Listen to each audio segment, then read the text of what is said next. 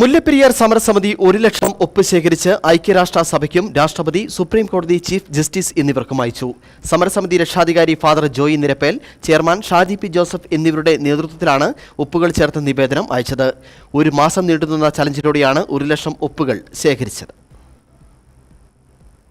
October 29-ന് Kuttikkanam marine കോളേജിൽ വെച്ച് മനുഷ്യാവകാശ പ്രവർത്തകൻ ഡോക്ടർ ഗിന്നസ് മാടസ്വാമിയാണ് സിഗ്നേച്ചർ ക്യാമ്പ് ഉദ്ഘാടനം ചെയ്തത്. മുല്ലപ്പെരിയാർ സമരസമിതി നേതൃത്വത്തിൽ നടക്കുന്ന ക്യാമ്പാണ് ഇന്ന് സമാപിച്ചത്.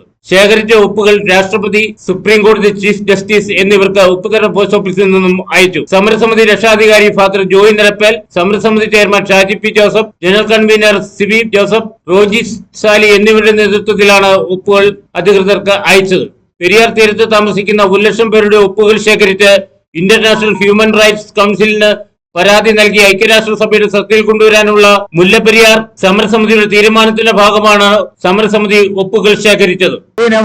ഈ ഡാം ഇതിന് പകരം എത്രയും വേഗം ഒരു പുതിയ ഡാം നിർമ്മിച്ച് നമ്മുടെ ജീവനും സ്വത്തിനും സംരക്ഷണം കിട്ടണം. അതുപോലെ നമ്മുടെ അയൽ സംസ്ഥാനമായ നമ്മുടെ സഹോദരങ്ങളായ നമ്മുടെ നാടിന് ആവശ്യമായ ജലം കിട്ടുകയും ചെയ്യണം.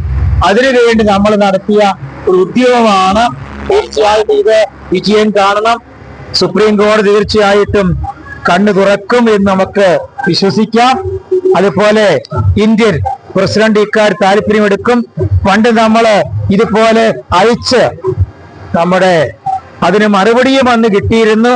വേണ്ടപ്പെട്ട ഡിപ്പാർട്ട്മെന്റ് ഞങ്ങൾ കൊടുത്തിട്ട് എന്ന് പറഞ്ഞന്ന് പ്രസിഡന്റ് മറുപടി കിട്ടി. തീർച്ചയായിട്ടും ഇക്കാര്യത്തില് പ്രസിഡന്റും ഉണർന്ന് പ്രവർത്തിക്കും. സുപ്രീം കോടതി ചീഫ് ജസ്റ്റിസ് ഇക്കാര്യത്ത് ഉണർന്ന് പ്രവർത്തിച്ച് എത്രയും വേഗം ഇതിനൊരു ശാശ്വതമായ പരിഹാരമുണ്ടാകും. തമിഴ്നാടിന് ജലം, നമുക്ക് സുരക്ഷ. തീർച്ചയായിട്ടും ആ മുദ്രാവാക്യം എത്രയും വേഗം പ്രാവർത്തികമാക്കട്ടെ, നടപ്പാകട്ടെ. പുതിയ ഡാം ഉണ്ടാകും. ആ ഉറച്ച വിശ്വാസത്തോടു കൂടിയാണ് നാം ഈ കർമ്മം നിർവഹിച്ചിരിക്കുന്നത്.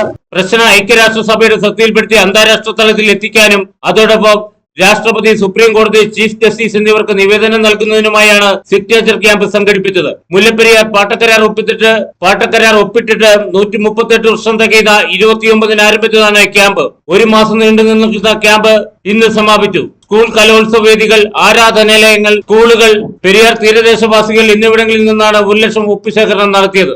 സമരസമിതി ഭാരവാഹികളായ CS Rajendran, PD Joseph, Jacob Panamthanam, Jomin ഐക്യരക്കുന്നൽ, തോംസൺ വാലുമൽ എന്നിവർ നേതൃത്വം വഹിച്ചു.